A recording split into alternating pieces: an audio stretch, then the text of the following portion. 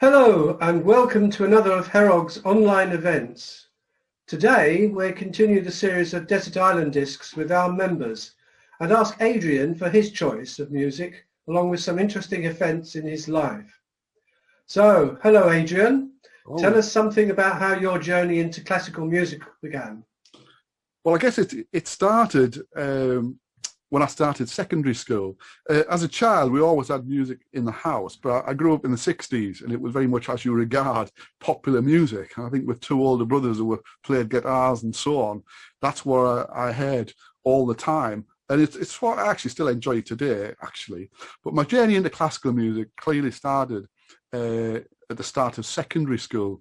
We were taught music very much in a traditional manner, as it was in those days, where you listened to what we would call set works. And we learned how to read music. We sang a lot. We did a lot of oral training, actually, which was very, very good. And we listened to music and it was explained to us what the composer was trying to do through the music. It was very descriptive music. It created a picture, if you like. And I remember clearly what those early set works were. The first one was The Sorcerer's Apprentice, Paul Dukas. The second was The Pagan Suite, Grieg. And then the third, Beethoven, was the Sixth Symphony, in particular, the Shepherd's Song of Thanksgiving. And the last one, which I never ever quite liked, and I actually had to study it later on as O-level, was the El Salón de Mexico by Aaron Copland. But the piece that's always stuck out to me, the one that I really enjoy, my wife and I so much enjoy, is the Beethoven's Pastoral Symphony. Beethoven loved his nature, and the Pastoral Symphony is very reflective and descriptive of nature, and in particular, the Shepherd's Song of Thanksgiving. Kath and I love walking on the moors. We love the countryside. It's a piece of music we absolutely love. So my first Desert Island disc has got to be Beethoven's Shepherd's Song of Thanksgiving from the Sixth Symphony, the Pastoral Symphony.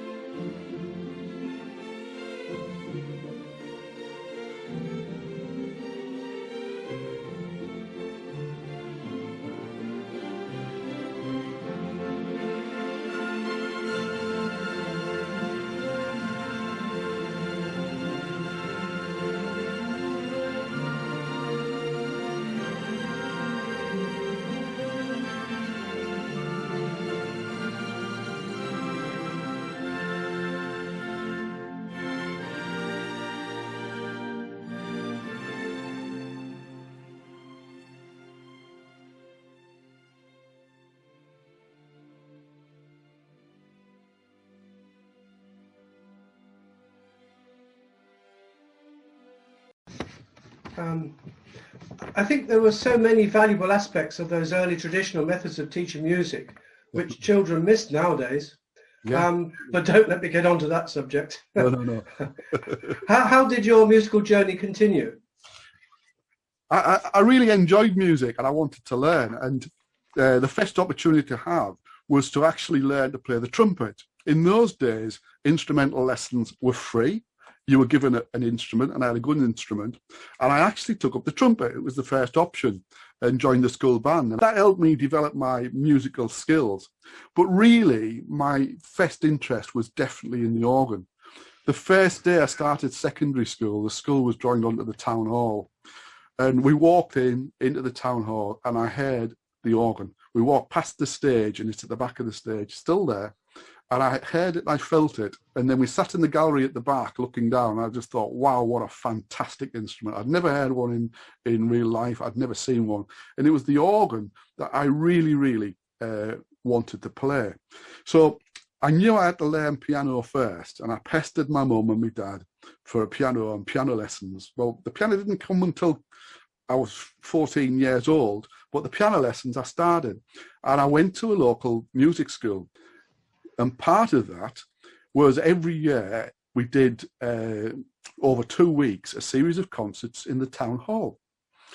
And I took a part in those. It was great. And in the early days, I would do piano duets, piano trios, 2 pianos, 8 hands. One year we did the Liszt Hungarian Rhapsody No. 2, C sharp minor, 2 pianos, 8 hands, back to back. But we actually did it in C minor. I still have the scores to it. That was a fiendish piece to do. We did all sorts of that, and it was brilliant for developing your confidence in playing in public as a performer, because there was always somebody else there with you. My mum, she was quite into piano music. She lived during the Second World War with her elder sister, whose husband, he was a naval officer, and he was a very, very accomplished pianist. And when he was at home, he would play the piano, all the familiar pieces of the day, the popular music of the day, as well as all the well-known classics. And there was a lot of movies coming out at the time with some very, very big theme tunes. The ones you would know, The Dream of Olwen, Cornish Rhapsody, The Warsaw Concerto, and so many more. I have the scores to all of these, and they're all demanding, and I think the only one I've ever played from its full score is The Dream of Olwen, which I used to play from memory, and I can probably still play the opening part, which is very dramatic. The others are very, very difficult to do. But my uncle played all of these, and my mum knew them very, very well. And she bought me a record, which I still have, an LP, of Rhapsodies. It's called Rhapsodies, but there's all sorts on there, and it's mainly these movie themes. And the one she pointed out to me was the Warsaw Concerto by Richard Addinsell. It's the soundtrack to the film Dangerous Moonlight, starring Anton Walbrook. And I always wanted to see that film, and it's only in recent years I've actually seen it, and actually was disappointed in the film. It's a good story, good music, but a bit of a disappointing film. I guess it's 1941, and it's of its era. So I was a little bit disappointed in that. But the Warsaw Concerto itself is a fantastic piece, and it's actually taken from the Rachmaninoff No. 2 Concerto. Fiendish piece in every respect, and I have an easy play version of it, which I learned from memory, and if you throw in a few arpeggios in the right places, it does sound quite dramatic. So my second disc is going to be the Warsaw Concerto.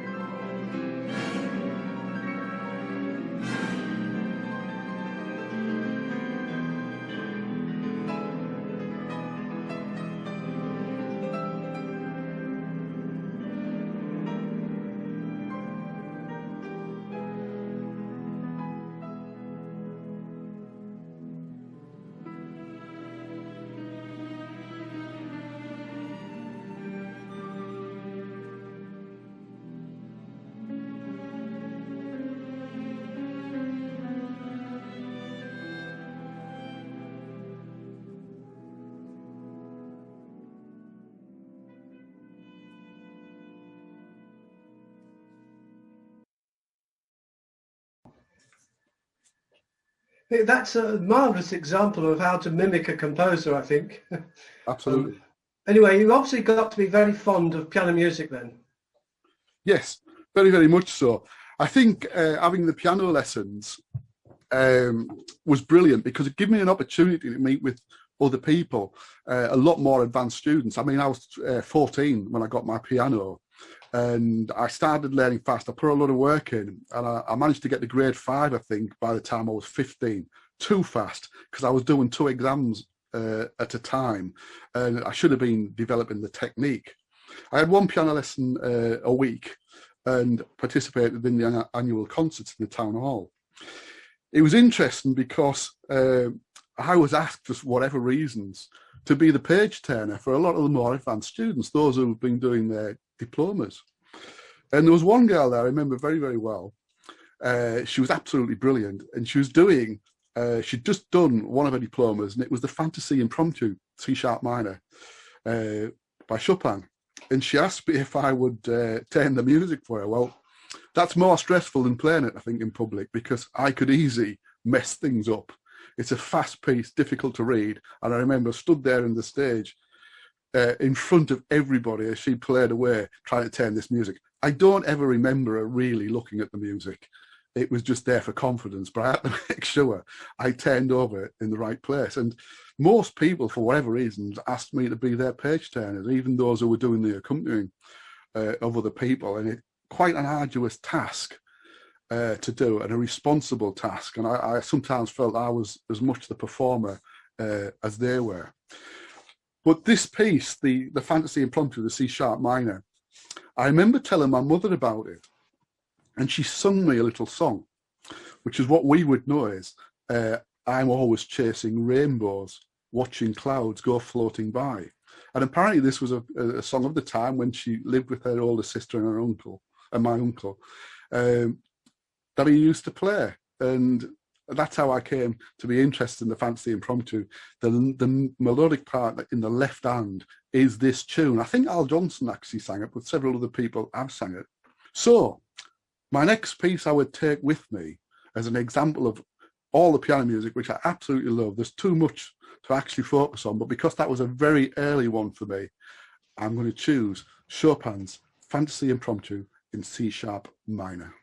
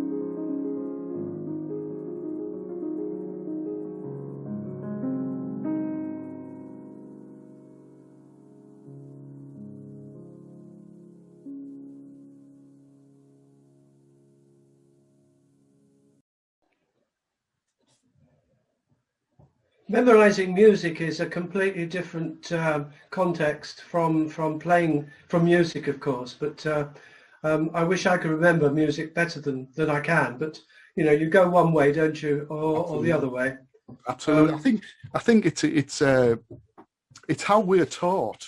I know in America and in France, you're not taught from the score. You have to learn the score. That's and then right. your lessons you learn from memory. And I wish that's something I've done. I've always been able to read music quite well, and I sight read quite well. And I suppose I learn things to an extent quite fast, which isn't good, because my friends in America would always say to me, when the music's learned, it's remembered. And Yes. I think there's a lot to be said for that. And it was something that was never, ever really drilled into us in any way at all. Although my feeling is that if you could sight read well, you can cover a lot more music than if you have to learn it from memory. Absolutely. And in the sort of music that I've done in particular, it's involved a lot of very short-term learning. A lot of when I've accompanied choirs and things like that, and just literally walk up to the console and the music's there on the desk and you do it. Yes, yes. Now, it's clear that obviously music became an important activity in your childhood. Did you continue with music into your teens then? I did, yeah. I followed it through. Fortunately, at school, there was lots of good outlets there. And I think the next logical thing to do was to join the school choir. I was reticent to do that at first because my voice broke when I was 12. Fortunately, it settled down and I developed a reasonable baritone voice. And we sang in the choir and we did all the sort of things you would do in a school choir. But we decided, we were a boys' school, and in 73, we were going comprehensive and joining up with the girls' school. So we became a co-ed school. And one of the things they wanted to do was join the two choirs together. And they thought a way of doing that was to do a Gilbert and Sullivan production. And that Gilbert and Sullivan production was HMS Pinafore. So I was reluctant at first, but eventually went along and joined the chorus of HMS Pinafore. And that started a lifelong love of Gilbert and Sullivan. When I was 16, still at school, I did the solo part of Coco, the Lord High Executioner. And when I started teaching, again, 3 schools coming together, we decided the best way to join those schools together was to do a production. And we did, the first one was Pirates of Penzance. I produced it, directed it, and starred in it. I gave myself the role of the Major General, which was quite a challenging role to do. There was myself and several other colleagues and students, and we did that production. And then the following year, I did the Mikado again, and again I did Coco, Lord High Executioner. I used to belong to various amateur associations within the city, and sang in the chorus of several other GNSs. I never ever managed to get through an audition to do any of the other parts I wanted to do. The Sir Joseph Porter from Pinafore is a part that would have suited me very nicely. But the one part I've always wanted to play is the part of Jack Point, the jester in Yeoman of the Guard. I think it's a brilliant part, and I would love to have done it. I probably never will, but I would love to have done that part. And the song from that, which I sing all the time, is I Have a Song to Sing O. To me, it's everything about GNS.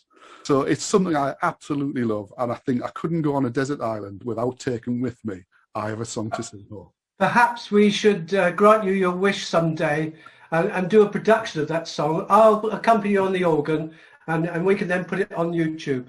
We need a female to do the other part. Well, all right, okay. Well, we can find one, I'm sure. I might be up for that. I don't know. So that's the next disc I'm going to take with me. I Have a Song to Sing O.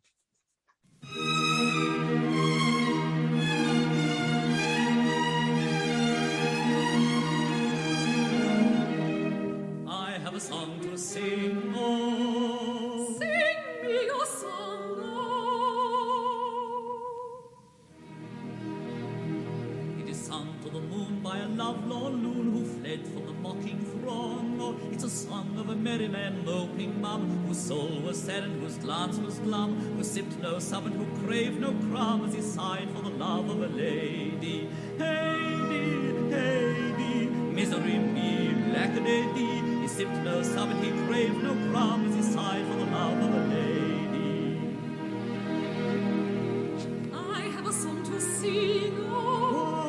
is your song, oh.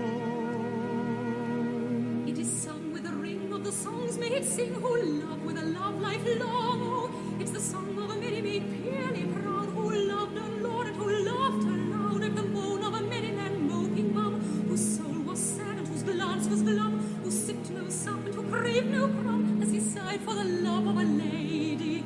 Heidi, Heidi, misery me, lack-a-day-dee. He sipped no sup and he craved no crumb, as he sighed for the love of a lady. I have a song to sing, oh. Sing me your song, oh. It is sung to the knell of a churchyard bell and a doleful dirge ding-dong, oh. It's a song of a popinjay bravely born, who turned up his noble nose with scorn at the humble merry maid, fairly proud, who loved the Lord and who laughed aloud at the moan of the merry man moping mum, whose soul was sad and whose glance was glum, who sipped no sup and who craved no crumb, as he sighed for the love of a lady.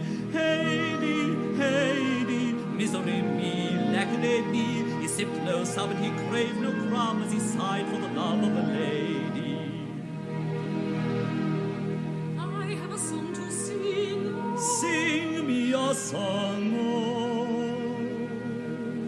It is sung with a sigh and a tear in the eye, for it tells of a right and a wrong. Oh, it's the song of a merry maid once so gay, who turned on a heel and crept away from the peak of popinjay bravely born, who turned up his noble nose with scorn at the humble heart that he did not prize. So she begged on her knees with downcast eyes for the love of a merry man moping mum, whose soul was sad, whose glance was glum, who sipped no sup and who craved no crumb, as he sighed for the love of a lady.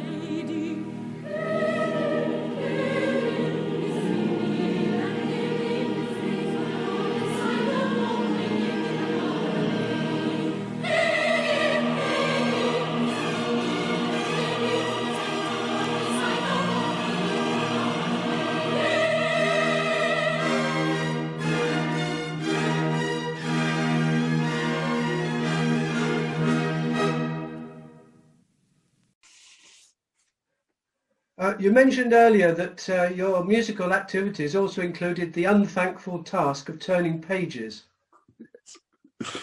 Yeah, it's for some reason or other, I seem to have been good at it. I think people had confidence in me in doing that. And again, going back to my music school days and the concerts in the town hall, each year the more senior students would do a concerto.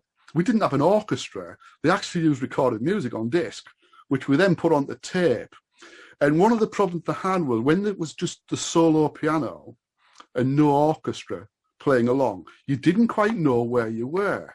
And the danger was you lost a little bit of time or you gained a bit of time and you didn't match up with when the orchestra came back in. So we had to put cues into the tape, which was little tapping sounds, basically. And the girl that I actually turned for doing Fantasy Impromptu, the year she did that, she did the Beethoven number 3, which is C minor. She played all that from memory. But the next year she did number 4, and she said, I can do it from memory, but I want the score on the music desk. And she said, I wonder if you'd turn for me. And I'm thinking, standing there through a full concerto, this is going to be fun. And she said, you need to listen out for those little clicks to make sure I'm in exactly the place I should be. So I did it, and I did that turn, and I don't ever remember her once referencing the score, but I had to make sure those, and they were marked in the score where the clicks should be, and she needed to be there, and I would just literally sort of look at her to let her know you're spot on where you are. And it worked, and we got away with it, you know. But it's incredibly scary stuff. I was 15, grade 5, and very, very difficult. She said to me at the end of the show, she thanked me for doing it, she said, next year is the big one. I said, oh, what's that then? She said, Beethoven's number 5. He only wrote 5 concertos. She said, The Emperor. And she said, what I'd like you to do is to really learn that. So I dutifully went out and bought a recording of it. And that was my first mistake, something I'm still guilty of. The piano doesn't come in for the first 114 bars of that concerto. No. So I never listened to it. I thought it was boring. As it happened, for whatever reasons, we never ever did any more concerts, so that never ever actually happened. And I actually gave up learning at that point. And it was many years later, I think I was on a late night drive coming back from my mum's. It was on the radio, and I listened to the whole concerto, and it just got better and better. And then the third movement came in, and the third movement of the fifth piano concerto, the Emperor, is absolutely a stunning piece of Beethoven. I used to play quite a bit of it, the melody. I've not tried it for a long, long time, but it's a piece which is absolutely fantastic, and it's definitely a disc I would take on a desert island. So the third movement of Beethoven's Emperor Concerto, the fifth concerto, is the next disc I'm going to take with me.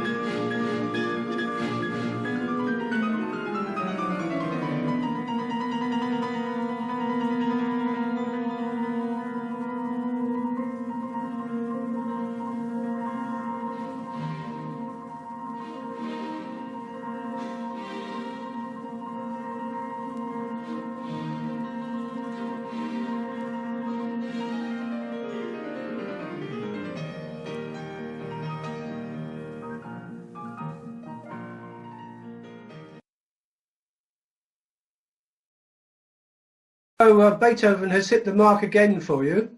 But you mentioned earlier about your developing baritone voice. Was that quite important for you? Not really. I sang in choirs. I think when I was 13, 14, and it comes to wanting to learn the organ, purely by chance, the only way I could access an organ was to be involved in the church, which I wasn't. Then purely by chance one day, I remember I'd come back home from school late, having done a rehearsal, and we were having a new carpet. And the guy who owned the carpet company in town come round to measure up. And I was a bit rude. I actually had a recording on, and it was actually Jane Parker Smith. I just bought it. She did a recording for Music for Pleasure, and it was actually playing Gigi Joy. And I left it on. I was a bit rude. This gentleman was sat there trying to talk to me, and I let this music on. And he turned round and he said, "Do you like organ music?"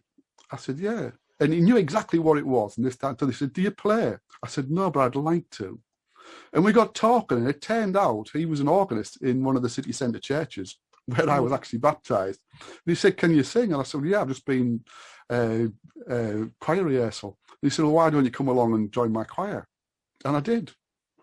And the rest, as they say, is history. Because joining that choir, he retired from there, and we had a new vicar, and the church, although very traditional, had a very big choir.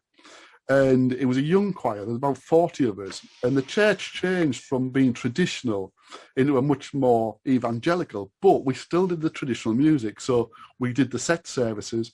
We always chanted the psalm. We often did an anthem.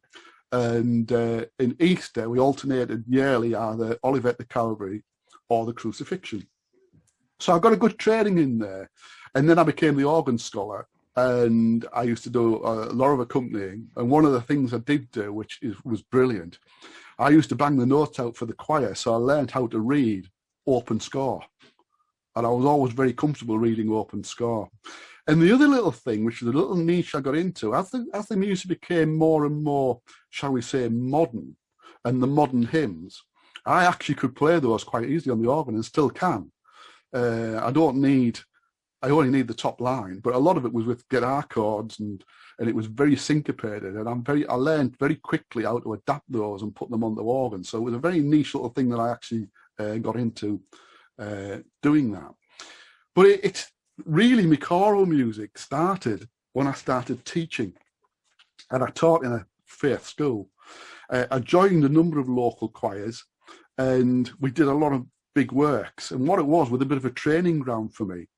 And one day somebody just came up to me and said, "Would you be interested in taking over this small choral society?" And I thought about it, and I went along and listened to them.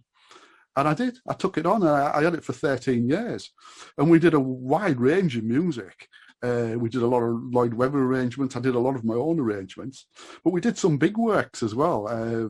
Parry's Blessed Pair of Sirens, which is quite a challenging thing to do. We did that several times. But the piece of music that really stuck out to me was from the Brahms Requiem, "How Lovely Are Thy Dwellings." Again, quite a difficult piece of music, and I taught them that, and we sang it several times. And it's a piece of music I absolutely love. I've sang it as well, but it's a brilliant piece of music, and we don't hear it often enough. So again, I'm taking it with me on my desert island.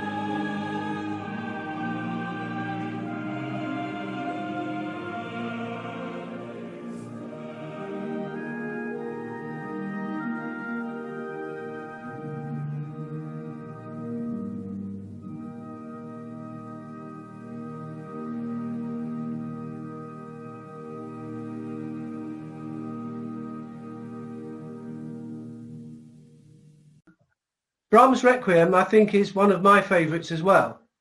Now, this is a HEROG event, of course, and you are a member, and you haven't mentioned much about organ music itself yet, and I wonder whether you have, we could go on to that perhaps. Yeah, well, as I said earlier on, my real ambition was to learn the organ. And the only ambition I've had as an organist was to be a church organist, to accompany the church service, the incidental music before and after, accompany the choir. And that's all I ever really wanted to do. I wasn't really exposed to the big organ works as such.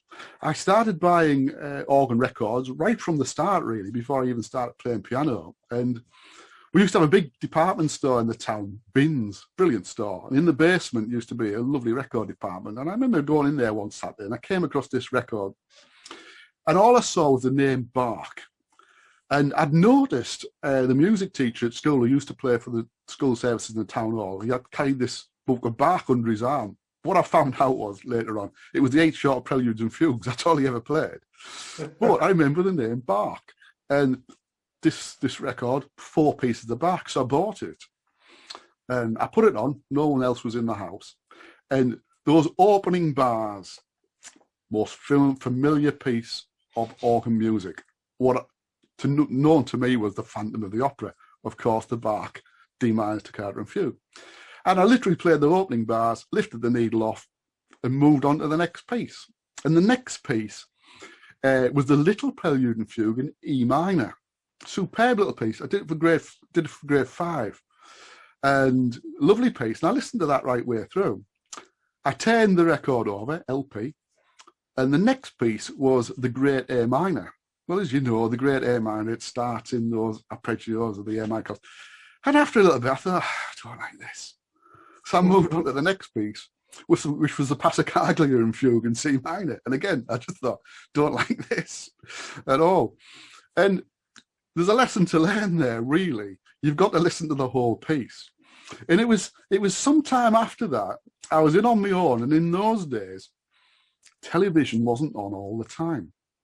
You used to have what you would have during the day is what we call a trade test transmission. Sometimes there was a little half-hour program, but most of the time there was a screen with a little girl sat there with a clown on it against a checkered background, and that was to test your image.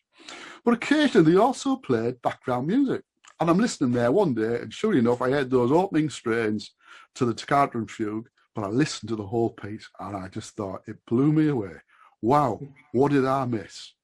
And I remember going, the next day I went to the local music library, and I got the big novella scores of all of those pieces and just sat and listened through them.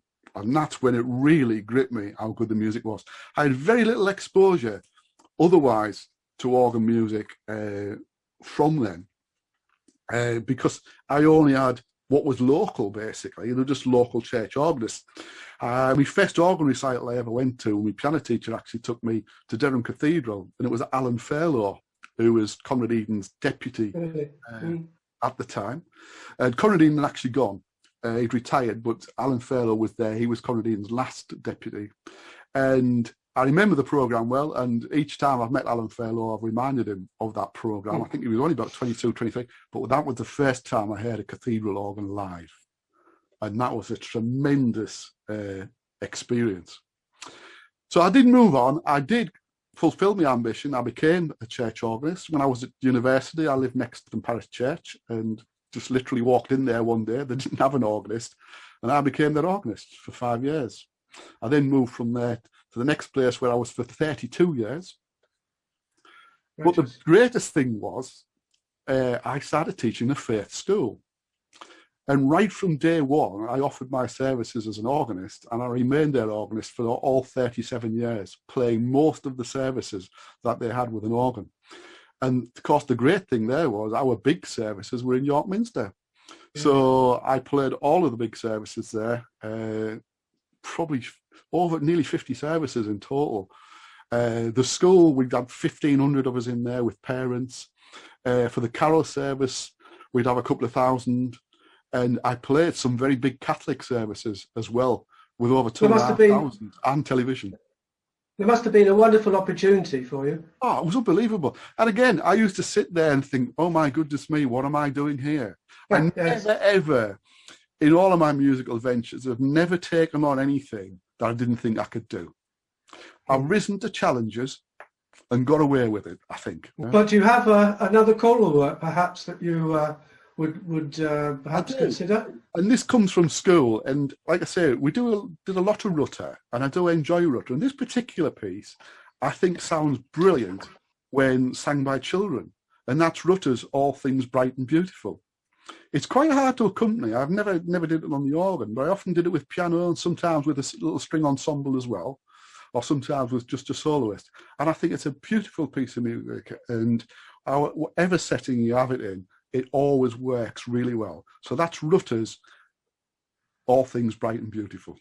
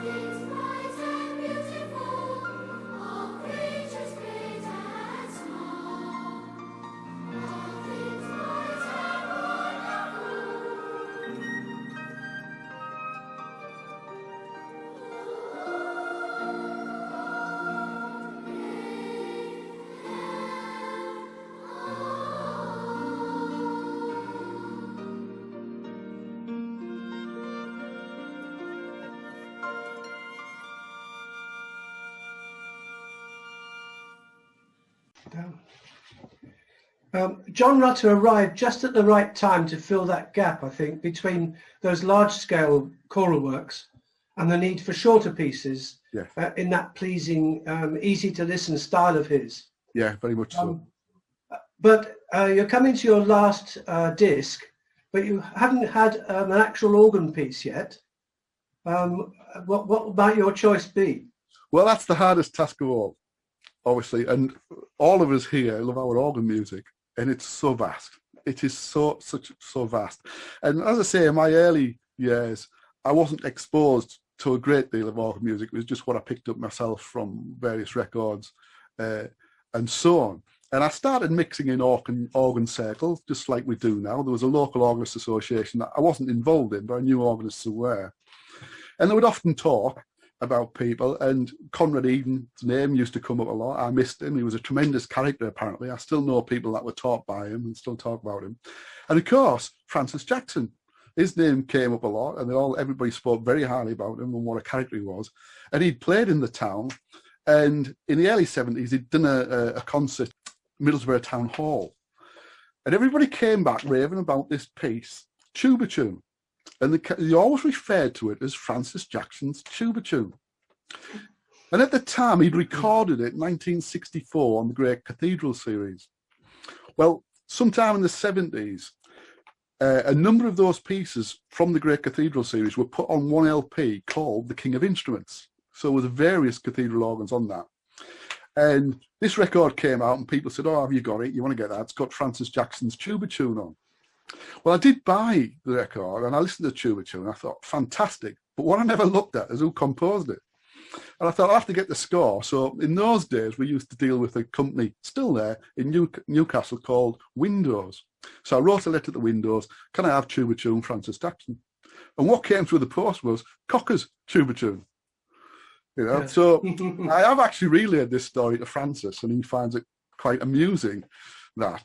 But I also found out that Francis actually did write a tuba tune. And it's quite possible it was his own tuba tune that played, but I misunderstood it because that was the one that was on the King of Instruments record, was the Cocker one. Of course, I know Francis very well. I've had the privilege of chauffeuring Francis around many, many times, and I've turned the music for Francis many times as well. And I have my own personal stories of Francis, and the only one I'll probably tell you is he was doing a recital for me, sat in the vestry, and he was playing a Guillemot nuptial march, and he was struggling with a pedal passage. And I was sat listening in the vestry, and in the end I thought, have we got a problem with the organ? So I went to see him, and he said, well, the middle part of the pedal board's so sensitive, I just can't get this right. And then I made a mistake, and I said, well, I wouldn't play it like that. And Francis said to me, well, how would you play it? So he's me, without any formal training, going to give Francis Jackson a lesson. Pedal. And I told him how I would do it, and he rubbed out his pedaling and put my pedaling in, and he played it 3 times, and he says, that works well. So there you go. I suppose I've given Francis Jackson a pedaling lesson on the organ. So very good. One of many stories I could tell. So really, out of all the music, I think the tuba tune, and why I would choose that is, it's easy listening. For somebody who isn't an organist, it's got a nice tune, a nice melody that you can follow. But the bit that gets me, and I still struggle in the middle section where it goes into 6 sharps or whatever, the last bit, the absolute last page, and that final sort of cadence is a fantastic end. And I just think it's absolutely superb. And I remember when I came to York in 1979, I used to run along to the Minster, hoping one day I will hear it. And eventually I did. It wasn't Francis playing it, but eventually I did. And the recording I'm going to choose to take with me is Francis's recording from 1964, for one very simple reason. The tuba is very unique. Almost every note is regulated in its own way. It's totally inconsistent. And I just think it's fantastic character. We'll never hear it again like that because it's long since been revoiced. So the 1964 recording of Cocker's Tuba Tune, played by Francis Jackson on the Minster organ, is my final disc.